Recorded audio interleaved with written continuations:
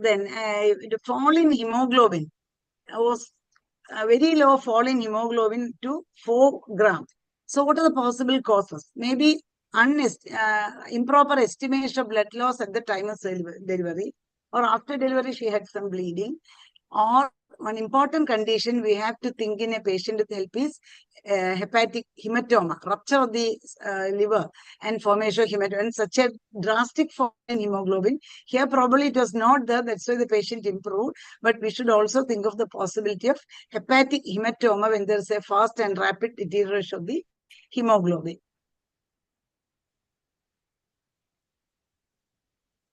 Then, when once the patient has here, we should remember it's only the intrinsic pathway of coagulation that is activated. So prothrombin time will be normal in patients with help. Only APTT will be increased, and you have to stabilize the patient. A platelet count should be at least 75,000 before you do cesarean. But giving platelet too much before surgery, it will again undergo lysis and you will go for. So here they have ideally given 2 platelets before surgery, and immediately after surgery they have given rest of the platelets. That was a good thing. Then 1 unit of platelet will increase only 5,000 to 7,500 by platelet count if you are using the routine platelet. That is, but if you have the facility to give single donor platelet, single unit will increase platelet by 35,000, and that is less likely to be lysed easily. It's a single donor platelet. So if such facility is there, you should definitely give single donor platelet. And giving 2 units of platelets may maximum increase the platelet count to 15,000 only. So if required, you have to give more platelets to increase platelet to at least 75,000. Then good things are they have taken timely decision, though a little bit lag was there because investigations were repeated only later. It should have been repeated at 6 hours. Then post-operative, they had kept a drain, but as Pilot told earlier, in such patients, drain need not be kept for 10 days. Once the risk of immediate intraperitoneal bleeding is over, actually we can remove the drain. Otherwise, as mentioned earlier, complications like omentum or bowel all may get entangled. And while removing the drain, complications can occur. Then post-operatively, they have very well managed the patient. They have monitored very well. Appropriate consultations were given.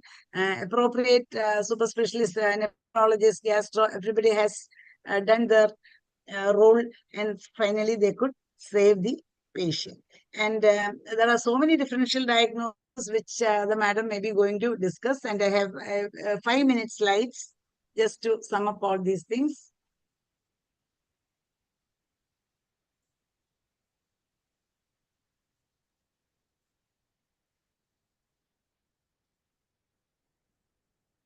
Minimize ചെയ്യാൻ പറ്റുന്നില്ലല്ലോ.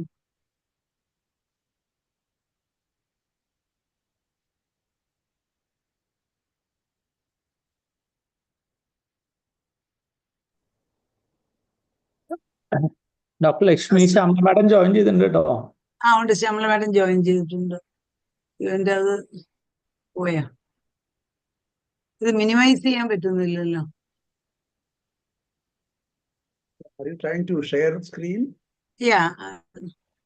Did you press the share screen? കാണാമോ? ഇല്ല, കാണാൻ വയ്യ. Share ചെയ്യാൻ പറ്റുന്നില്ലേ? Share ഒരു option ഉണ്ടല്ലോ. താഴെ ഒരു ഓപ്ഷൻ ഉണ്ട്. താഴെ പച്ച നിറത്തിൽ വരും. പച്ച നിറത്തില്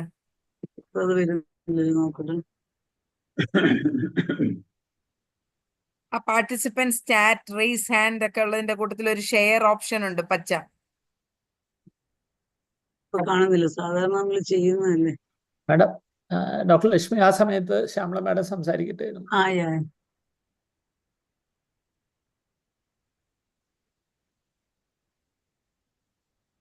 ശരി, അതിന്റെ ഷെയർ വരുന്നില്ല. In the meantime, ശ്യാമള മാഡത്തിന്റെ കമന്റ്സ് നമുക്ക് കേൾക്കാം. അപ്പോഴത്തേക്ക് ഇതിന്റെ ഷെയറേ വരുന്നില്ല. ഇവിടെ അത് എവിടെ പോയെന്ന് എനിക്ക് മനസ്സിലായി. ശ്യാമള മാഡം,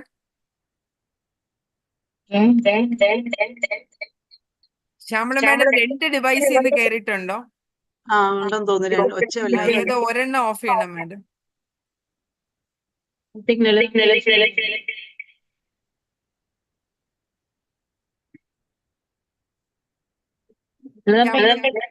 ശ്യാമള മാഡം രണ്ട് ഡിവൈസിൽ നിന്ന് കയറിയിട്ടുണ്ട്, അതുകൊണ്ടാണ് എക്കോ വരുന്നത്.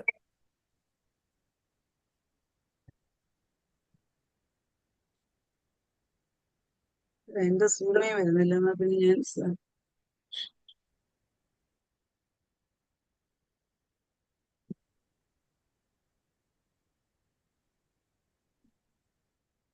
Hello, കേക്കാം madam. Lakshmi, very sorry I couldn't really join now. Regarding the first case, I wanted to say a few comments because on opening abdomen, it said that the fundus was adherent to the anterior abdominal wall and there was additions in the corner portion. If it had gone through a transverse incision, it is very difficult to see the fundus and the corner, isn't it?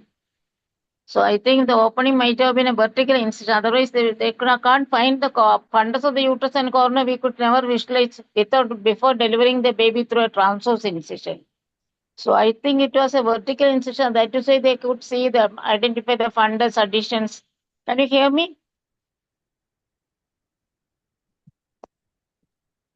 Yes, madam. Yes, we can hear you, Shyamala. Yeah. We can. Can you? So I think whether it was a vertical incision or a transverse incision. If it is a transverse incision, finally the second hospital they have written bladder was pulled up. So in this situation, it is better that you try to separate the bladder, put a transverse incision, and deliver the baby. Don't go and tamper with the additions in the fundus or the corner portion. That is when this situation, just leave it as it somehow take out the baby and close the abdomen, and you can reopen, and later on you can do the whatever surgery you want. Because they were trying to do salpingectomy, they couldn't do it, the corner started bleeding. And as Dr. Piley said, momentum, very, very difficult to control the bleeding unless you use the cautery also. So it will bleed later on. So such cases, I think we should not be, because this patient had upper respiratory infection, not fit for GA. So with the spinal anesthesia, we couldn't finish the whole thing. We started bleeding also. So all this has to be taken into account. So whenever you come across such things, you just concentrate on delivering the baby safely and closing the abdomen, uterus, and hemostasis. All of the points were covered. That is the only thing I want to say about the first case. And second case regarding this H syndrome, this is a very managed case. Very well managed. We could say both the mother and baby. I think Lalambe has extensively covered this, so nothing more to add to it. Only thing, always keep in mind, all patients will not come with the complete picture of preeclampsia like hypertension, albuminuria, and edema. You can get atypical presentation. Some days there may be only abnormal weight gain. So if there is abnormal weight gain, BP may be in a normal 130, 80 like that. The level never go for 140, 90, etc. So that patients also has to be closely observed. You ask them to come on, not after 1 week or 2, even if it is second, rarely second times 20 weeks, you see the patient after 3 days or 4 days. Still, the patient is having undue weight gain, or they can be capillary leak syndrome, generalized edema with normal BP. Without proteinuria can also this patient can present. So atypical presentation also you have to keep in mind. Such patients you proceed with biochemical investigations. When the patient has got undue weight gain, nothing else. Still you have to do the platelet count, OT, PT, or proteinuria, platelet count, all these in primary investigation we do for the preeclampsia. And definitely there will be some, and you have to close monitor the patient, admit the patient, do all the investigation. Otherwise they may come with an eclampsia after we thought 2 or 3 days of severe preeclampsia. So atypical presentation also has to be kept in mind. And better, it's I always used to say, we have to start antihypertension as early as BP. If the BP is also 130, 80, 130, 80, 85, 90, it is not going above that. So small dose of antihypertensive early starting will control the BP. And on one more point I want to emphasize is when the patient is coming from a far off place and we are treating it as an OP patient, always make sure that whether this patient has access to any hospital, whether she is the only earning member in the house. BP may be only 140, 90, you may ask them to have an outpatient treatment. But always go into the social history of the patient, whether she may be the only earning member, she has to go for work, or there not be any accessibility to any nearby hospital.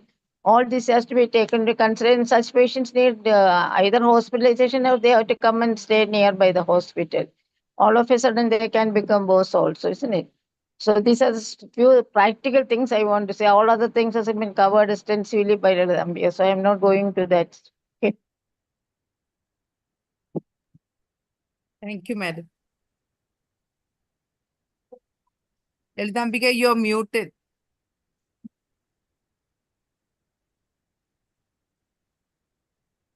Okay. The common history in HELP syndrome that we get is retrospectively only you find that it was HELP. Maybe malaise, nausea and vomiting, edema with secondary weight gain. So rapid weight gain over a short period of time, we should be very cautious. We should be investigating for HELP syndrome. Epigastric or right upper quadrant pain. Many a time epigastric pain is treated with pantoprazole and patient is sent back. Sometimes breathlessness. The non-specific viral syndrome type of symptoms may be the only manifestation of HELP syndrome as in our patient. So maintaining a high index of suspicion is the most important thing in early diagnosis. So unless we obstetricians counsel the patients and keep a high index of suspicion, we may not be able to find out.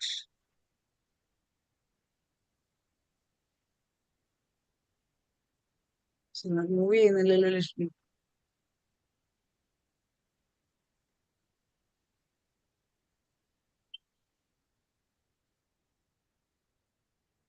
ഇത് വേറെ ആർക്കെങ്കിലും move ചെയ്യാൻ പറ്റുമോ? Move ചെയ്യുന്നില്ലല്ലോ.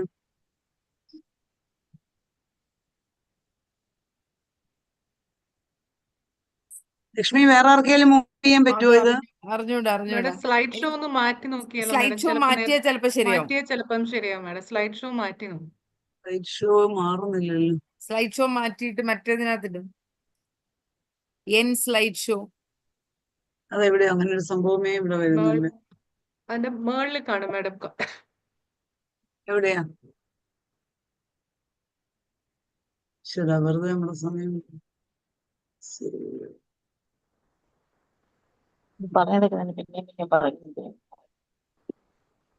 നമ്മളത് എപ്പോഴും ചെയ്യുന്ന പരിപാടിയല്ലേ. രാജിക്ക് മാറ്റാൻ പറ്റുന്നുണ്ടോ? ഇല്ല മാഡം, അല്ല ഇല്ല, എനിക്ക് മാറ്റാൻ പറ്റുന്നില്ല. മാഡത്തിന് മാറ്റാൻ പറ്റുന്നത്. നേരത്തെ എന്റെ സ്ലൈഡിൽ ആ ഒരു പ്രശ്നം വന്നപ്പോ ഞാൻ സ്ലൈഡ് ഷോ മാറ്റിയപ്പോഴാ പിന്നെ അതങ്ങ് മൂവ് ചെയ്യാൻ പറ്റുന്നുണ്ടായിരുന്നത്.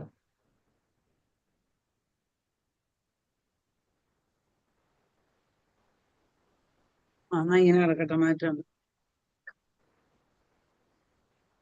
ശരി, ആകെ 5 സ്ലൈഡേ ഉള്ളു. Okay. So, HELP syndrome is associated with hypertension and proteinuria in only 80% of patients, and they exhibit different cytokine activation. So, as madam has already told, all of them may not have hypertension or proteinuria. Some of them will have neither hypertension nor proteinuria. So, non-dependent edema, which can be periorbital or in the upper and lower extremities. Already mentioned, right upper quadrant pain. Then basal also you have to look for when patient has generalized edema. Even if they are not dyspneic, look for basal crepitation. Then again, another thing is patient may look sick. So a sick looking patient, always think of the possibility of, even though there is massive edema, patient will be dehydrated because of intravascular volume depletion. So dry mucous membrane, sunken eyes, weak. Patient may be having dizziness from excessive vomiting. Then vital signs may reveal tachycardia, tachypnea, and hypertension. So as I told you earlier, diagnosis can be made only by investigation. So whenever you suspect even slightest suspicion, do basic investigations for HELP syndrome. So I think madam will be discussing all these differential diagnoses. So hemolytic uremic syndrome is one important ED, and acute fatty liver of pregnancy. In our patient, a blood sugar of 31 was reported. I think it may be an error. With 31, patient will be definitely symptomatic. But when there is hypoglycemia, think of the possibility of acute fatty liver of pregnancy. Then one thing, corticosteroids. Should we give corticosteroids for HELP syndrome? It is really controversial. But giving dexamethasone may improve the laboratory parameters and maybe useful. So others can, sir and others can give the opinion. It's highly controversial whether we should give dexamethasone or not. And high dose should be given for patients with severe disease and low dose for other patients. And one interesting thing which I found was recent advance in management of HELP syndrome. There are some information regarding complement activation and HELP syndrome, and complement gene mutation may be responsible for HELP syndrome, like atypical HUS. So there was a case study which found that terminal complement blockade was effective in treating severe preeclampsia and HELP syndrome by the drug called eculizumab, which is a monoclonal antibody against C5 that led to resolution of hemolysis and thrombocytopenia, and pregnancy could be prolonged for 17 days and a good outcome for mother and baby. So in future, we may be able to treat HELP syndrome by such drugs which are available. Again, Vimala Madam may be able to give more information at this point. Thank you all for patient hearing. Thank you, Dr. Lalitambika. Now, I think we will request Vimala Madam. Vimala Madam, are you there? Okay. Lalitambika, can you stop sharing? Yeah.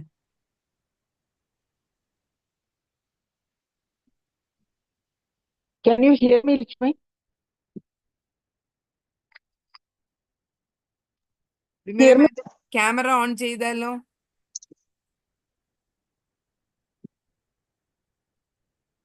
Can you hear me? Yeah, we can hear you. Yeah. Okay. At the outset, let me thank Dr. Lakshmi Paili sir, who had always given me the opportunity to be a part of your discussions. Shyamala madam, who had taught me a lot about HELP syndrome during our stay at Kottayam, and all the senior members of the faculty and distinguished delegates. Once again, I thank you for the opportunity. And also I congratulate the team who had managed this patient for a good maternal outcome. Though they lost the fetus, the mother could be saved. But then Lisa said that I'll be probably discussing the differential diagnosis. So I thought I will make few comments regarding the diagnosis here. So the first diagnosis given is HELP syndrome. So can you hear me? Can you hear me? Yes, madam. Yes, we can Okay. hear you. So when you make a diagnosis of HELP syndrome, there are some differential diagnoses that come to your mind. One is HELP syndrome. Second is preeclampsia with severe features. Then you have the acute fatty liver of pregnancy. Then you have sepsis complicating pregnancy. Then you have the HUS TTP syndrome and the HUS syndrome. So here, are we dealing only with HELP syndrome? So let us start from the beginning. So this 21-year-old lady with no proper antenatal checkup presents in the 26th week of pregnancy with severe uncontrolled hypertension. That time she never had any bleeding, no abdominal pain, only because of the high blood pressure she was referred to a secondary center. So had I seen this patient for the first time, I would have made a diagnosis of preeclampsia. So this preeclampsia, and then she evolved into full-fledged HELP. So she fits into a diagnosis of preeclampsia with severe features. Why should you make this diagnosis?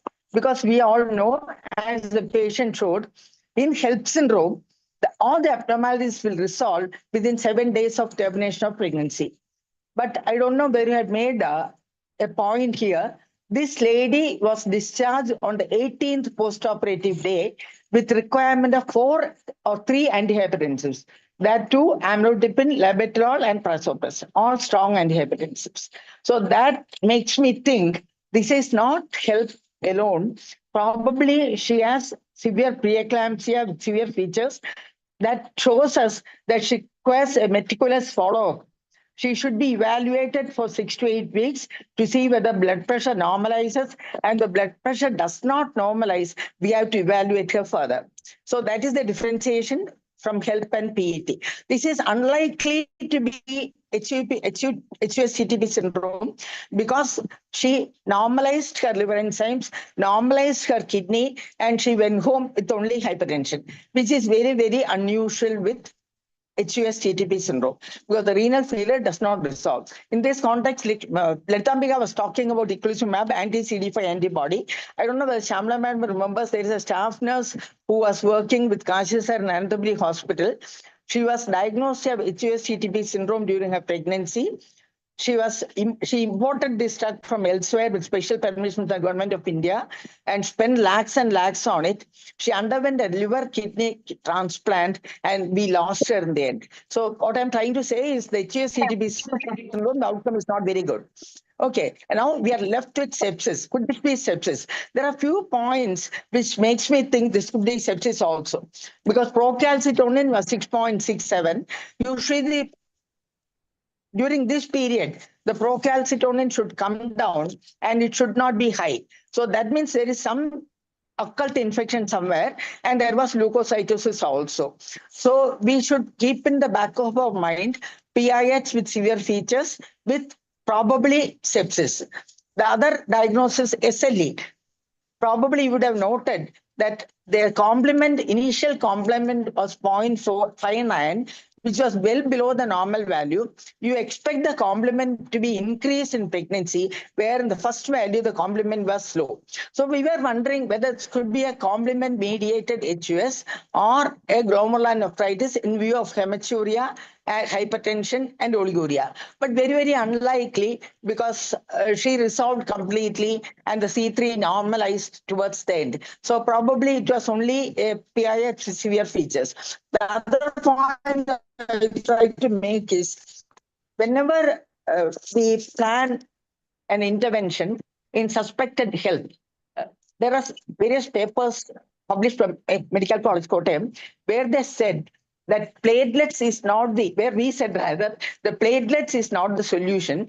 We should always give them 2 or 3 units of FFP before you put the knife on the abdomen. Because we had very bad experiences where we intervened without FFP. We had lost on staff nurse from Saudi. Again, Shamla madam would remember, Rajamal madam's patient. She bled from everywhere.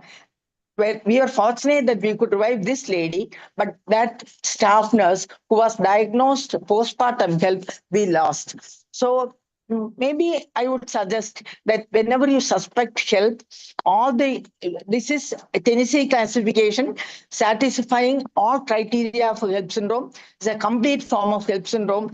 So we should probably also give frozen plasma prior to cesarean. That would have avoided the hematomas.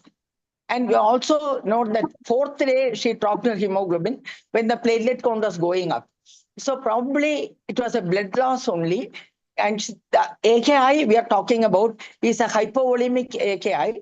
This is only AKI because the proof of the pudding is in eating. Her creatinine normalized when she got discharged. But then why did they dialyze? With a creatinine of 1.67, usually we wouldn't have thought of dialysis, but she was dialyzed because she was oligoanuric and they wanted a vascular space for giving packed cells, frozen plasma, etc. That is why they dialyzed and the outcome was good. So I think I would stop at this stage, and if you have any questions to ask, if I can answer, I'll be happy to answer. Thank you, Vimla, for remembering those days, sir. Hello? Thank you, madam. Thank We you, had madam. So Kottayam was, I was there, there were so many cases of preeclampsia, eclampsia, ALP, all these things. We could save all these patients with the help of Dr. Vimla only. Because after the death of that staff nurse, you remember, she died because of the re-laparotomy. We said Yes, never do absolutely. re-laparotomy for the patient. But when she was taken for re-laparotomy, we lost her. So after that, we lost no patient with the preeclampsia, severe preeclampsia help.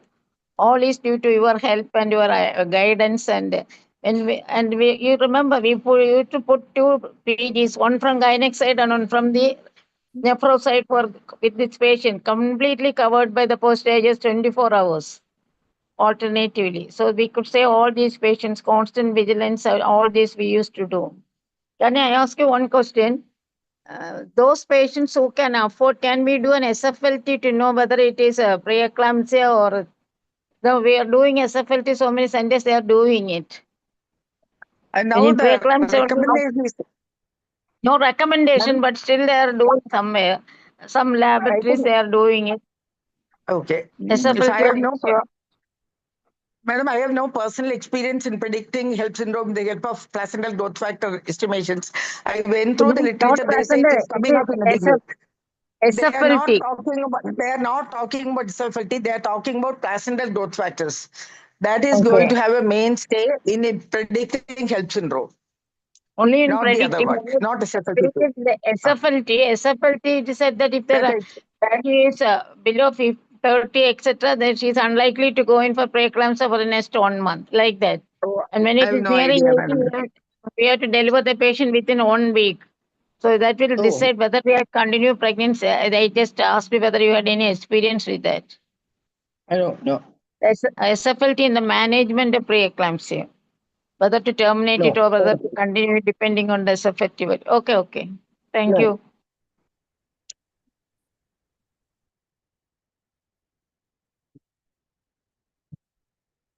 Thank you, Vimala madam. I think Paili sir.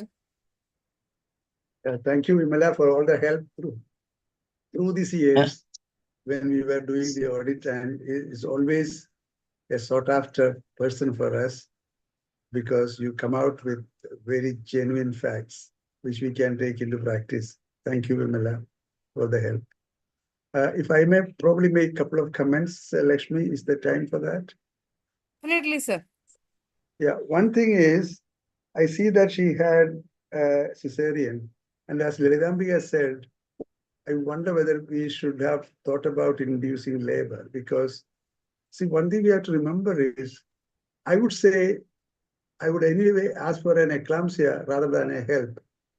HELP with high multiple abnormalities, especially low platelets and high enzymes like this lady had, is always a nightmare for us compared with an eclampsia. Of course, if she develops into a cerebral bleed, that's a different matter. So I would have thought that probably with that unfavorable features, 27 weeks pregnancy, a straightaway laparotomy and delivery. But the question is, what type of incision for the laparotomy? I don't know, it is mentioned here. Any idea, Raji? Anyway, what I want to say is she should get a vertical incision on the abdomen, not a transverse incision, because postpartum phase hematoma is quite likely to happen. So that is one thing. Second thing, Sir, transverse incision only emergency, no vertical incision was mentioned. I think in this patient, especially with low platelets and all that, we should consider a vertical abdominal Vertical, incision. Not on the uterus, but on the abdomen, a vertical incision. The second point I wanted to ask is, this lady had an early onset, let us say preeclampsia, or preeclampsia with severe features. So next time, what sort of a counseling are we going to give? And as Vimala said, she has gone home with so many antihypertensives. So she should not be out of our radar. She has to be on follow-up. Otherwise, she can have long-term problems from the hypertension. Vimala, if I may ask you, you said that patients who were given fresh frozen plasma did not have bleed or were saved better than those just with platelets alone. Could it be the lack of fibrinogen that was the point, in which case, rather than fresh frozen plasma is a cryo, or as it is now, recombinant fibrinogen is available? Should we think about that and the fibrinogen estimation? Because when they go for preeclampsia and HELP like this, we don't usually talk about fibrinogen. Is the fibrinogen level also low? In which case, should we consider normalizing it before we do a laparotomy? Sir, not fibrogen, because one of the pathogens for HELP is also an underlying low-grade DIC. So whenever there is a low-grade DIC, you implement all coagulation factors, not specifically fibrinogen. So maybe I think HELP syndrome, you plan an intervention, you There's have to some also disturbance. We cannot hear supply all coagulation clearly. factors. Pardon, sir? Sorry, no, we couldn't hear well. Could you just repeat, please? Madam was saying HELP syndrome has chronic low-grade DIC. So in DIC, Yeah. all factors may be deficient, so FFP may be better. Madam, was that you were intending? Hello? Hello, yes. And the liver is also involved, so we do not know what is, but this lady had normal albumin. So when she presented with generalized edema, the urine report is not with us, but it's unlikely due to hypoalbuminemia because albumin had always been normal. So she was not losing protein in the urine. Probably, as madam was saying, there's a capillary leak and she was collecting fluid in various tissues. Sir's question, I think fibrogen may not be the correct answer. I think I have to refer, but I think we have to supply all coagulation factors. So F a better choice. Is it better to give platelet and fibrinogen and also FFP also? We give cryoprecipitate and fibrinogen and precipitate. We take all the components we give, isn't it? Not only Yeah, FFP or ideal would be fibrinogen alone. to have a rotum. Ideal would be to have a rotum and then find out which factors are deficient and then replace them. But anyway, thank you very much. Your But this cryoprecipitate will be lady, more helpful. Allowing platelet and cryoprecipitate and then only fibrinogen. That is what yeah, we used to cryo, give. because it is easily available, fibrinogen was not until recently. Now I believe The cryo is fibrinogen available again and is also it is available. outcome is also better when we give PRBs. We Yeah, give like cryo, 2:1:1. I think we have to have this mindset of using more and more of cryo because that is the better source of fibrinogen in these cases. And so I think that's another point. So I think she has to be probably counseled properly so that in the future, at least, even if her blood I pressure think comes down, she should be she should, treated as a early onset preeclampsia. Thank you very much. Thank you. she should have a nephro follow-up. Maybe primary kidney problem, something like that for this early high BP. But as Ajit sir, Nirmala said, kidney doesn't seem to be the primary problem because she came back after a couple of dialysis and now kidney function returned to normal without much of a delay. It is the hypertension that is persistent, and that is why. Younger age group, so much high BP, there may be some other underlying cause. Anyway, That's what thank you Madam very I much. said. There are some atypical features here. Low complement in the early part of pregnancy, uncontrolled hypertension in the second trimester, patient getting discharged on the 18th post-op day with 3 antihypertensives. All should make us very vigilant. We should have a meticulous follow-up of this lady to find out whether hypertension is getting controlled or she does not require an antihypertensive after 8 weeks. Otherwise, probably you have to investigate her further before permitting her for under pregnancy. Renal artery stenosis may be there.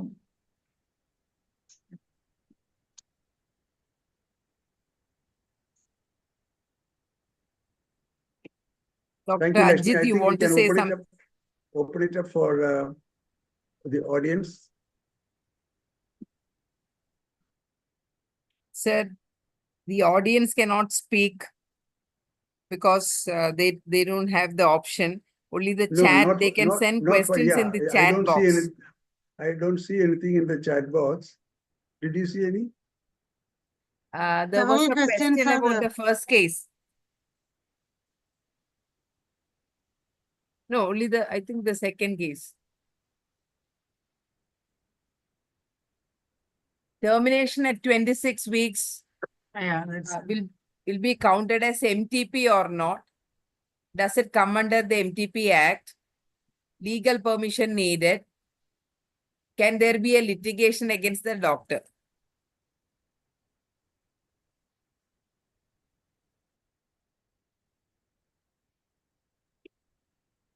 I think the answer is very simple. It is not at all a worry about When litigation there here is because we are doing it for saving the mother rather than just for the sake of termination of the pregnancy. This is the medical condition necessitating that. So no concern regarding that. any other indication you want to terminate this patient, high BP coming with help.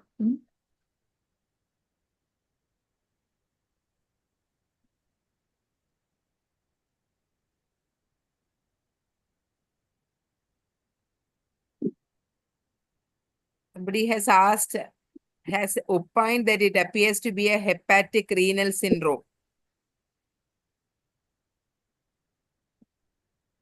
It is a hepatic renal syndrome. I don't see anything in my chat box. Is there any? Maybe especially asked to you, Rashmi. No, Amma, sir. is No, it? sir. It is in the question answer box. No, not chat box. I see. Chat box. Ah, question answer box.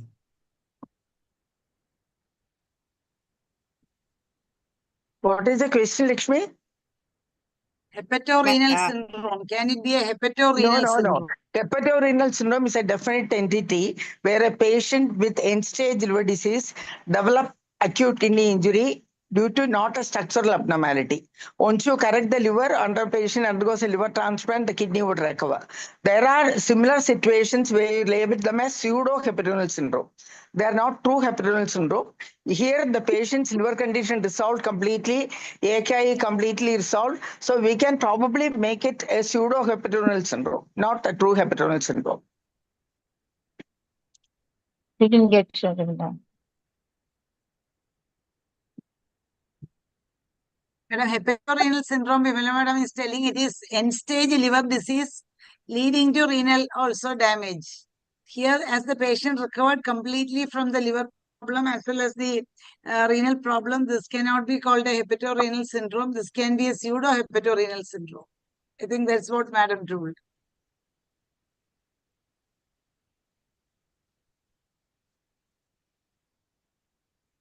I think there are no more questions in the question box or the chat box. No, there is one Maybe point there. Lakshmi, the anonymous I think attendee had Prasanna asked Madam is when not must. there. Prasanna Madam was traveling. Madam, you No, have no. any comments on this case? Are you listening still? Paili sir is telling something. ಇಲ್ಲ ಅಂತು. There ಎಂದ? is in the question answer column, there is one, when must we start? UCDA, ursodeoxycholic UCDA. acid. Ambujam K would like to answer this question live. So if you allow Ambujam, then probably she can answer. Even otherwise, I was going to ask Ambuja Madam whether she has a comment on these two cases. No, I think both the cases have been discussed extensively, and whatever comments I wanted or I thought of was actually told by each and every one of you. And regarding the UDLIV, which we start as usually we do it for hepatic cholestasis. Not usually for HELP syndrome, but I don't know whether in any liver dysfunction we need to add UDLIV also. So the usual medication that we start is for cholestasis. I think Vimala Madam can add to it. I don't know. No. Whatever you said, I was also wondering why UDLIV was added here, because usually added for acute liver disease. Here the pathogens is totally different. Probably it does no harm.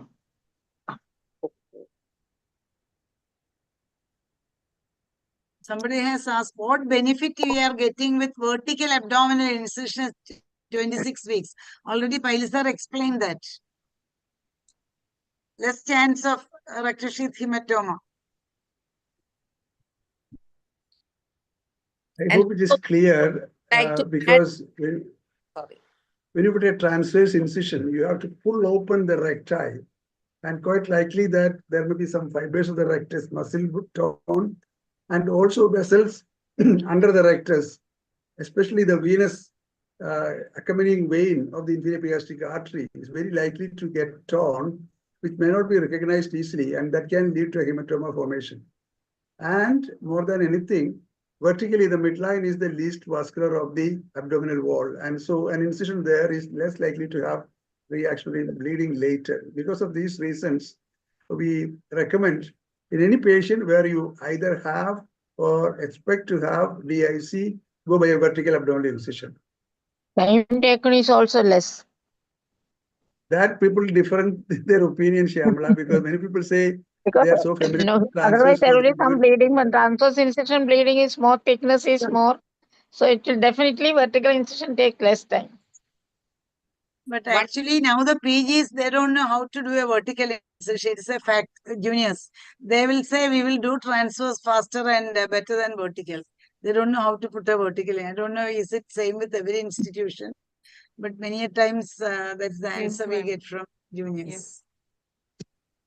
One thing I wanted to add is HELP syndrome in this patient has presented with severe hypertension, but it can also be, as Shyamala madam said, atypical, where the blood pressure can even be normal, but the patient complaining of malaise, tiredness and all that. And our gastro specialist, Dr. Vishwanathan from Thrissur, during our CRMD sessions always say that whenever the patient says that something is wrong, that she's not feeling well and all that, we have to do a liver function test and see. So not all hypertension is there along with HELP. So it can even be a normal blood pressure with liver dysfunction presenting as HELP. Don't set her with the paracetamol, ask her to come after 3 days, or you have to evaluate the patient and do the LFP. Then only a renal parameter, otherwise we'll miss the case. Do platelet Another OTP, question in the protein. box. What about steroids in HELP syndrome? Another question in the box. No definite role. Some more questions are there. Serum amylase in pregnancy high, how to proceed? Nothing to do with this acute pancreatitis. What is the role of serum uric acid in preeclampsia? No role. Which is best to assess blood loss, hemoglobin or BCV?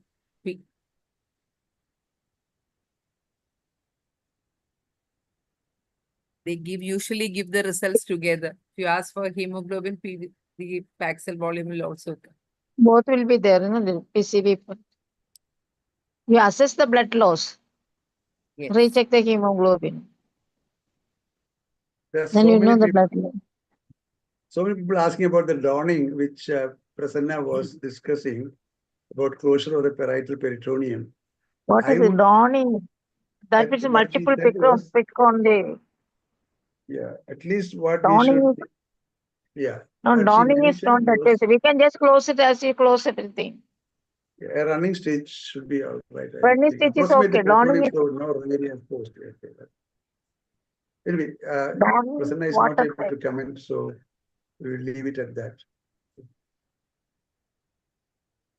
But Dr. Paili, I always used to close both SL petronium and also abdominal petronium. No additions, nothing. Recently, I had to open one case after 3 cesarean section, 4 cesarean section.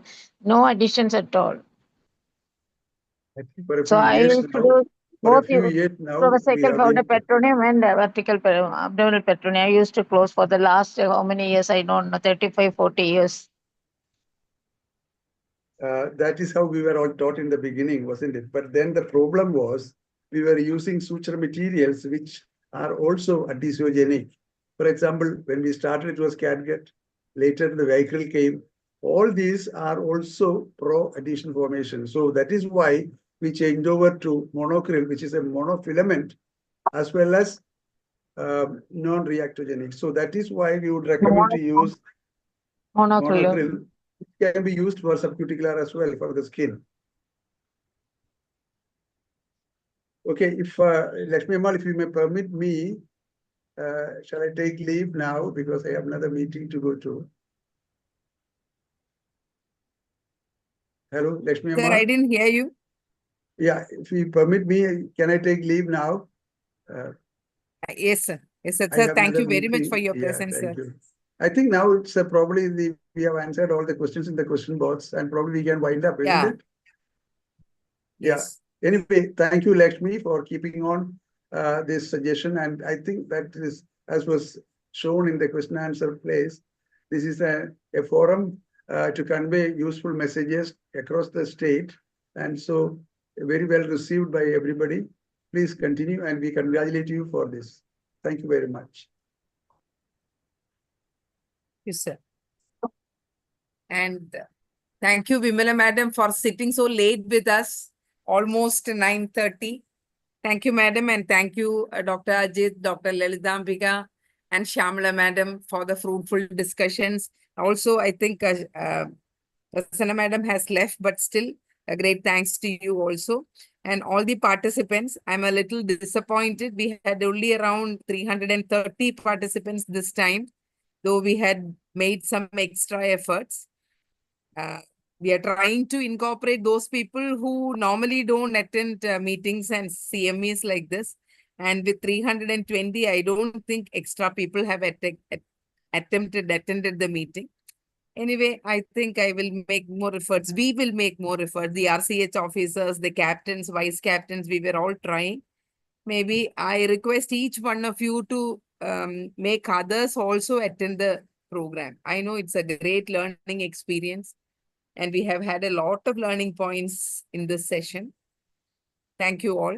Thank you very much. Till we meet in the first week of February again for the third meeting. I know the AKCOG is coming, but before everything starts, I think I'll put it on Monday, the first Monday of February to have the third meeting.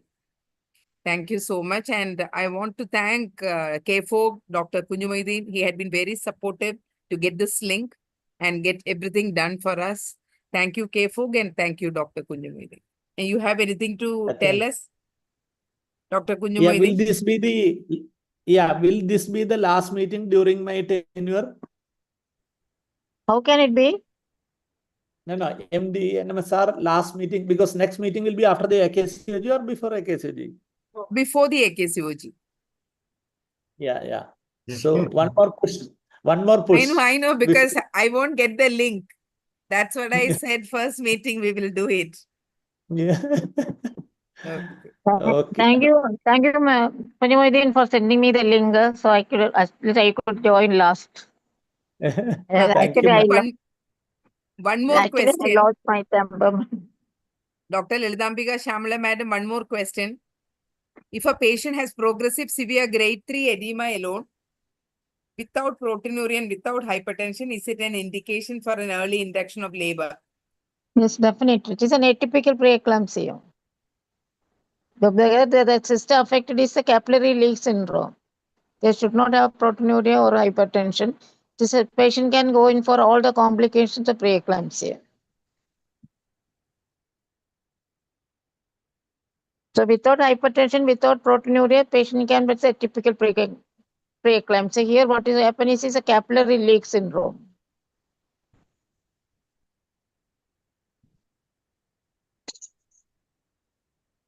Role for N-acetylcysteine in help What?